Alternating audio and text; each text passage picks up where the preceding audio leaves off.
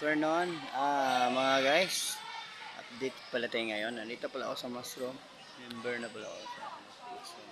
Nandito kami, naghakot kami ng buhangin. Ayun ang sinarado na. Ayan mga kasama ko. Napagod sila sa kakot. Naghakot kami. Ayan ang mga kasama ko.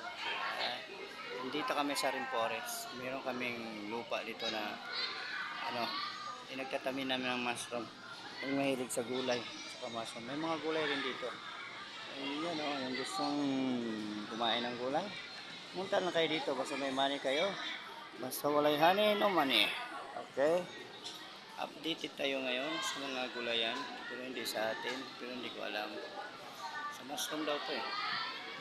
Alam niyo ba yung mushroom? Yung parang kabuti? Yung makakain. Hindi yung kabuti sa yung sa tae ng kalabaw, bawal yun, nakakalason yun.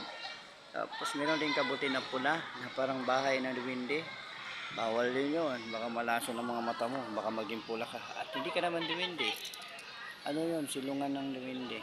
Dami dito mga kanin. May talong, may papaya, may pitsay. Ayan.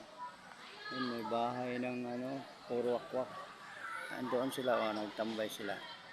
Nag-uusap sila kung anong dapat gawin para makabroon ng blessing sa Pilipinas. Bye-bye you. Next 2 months.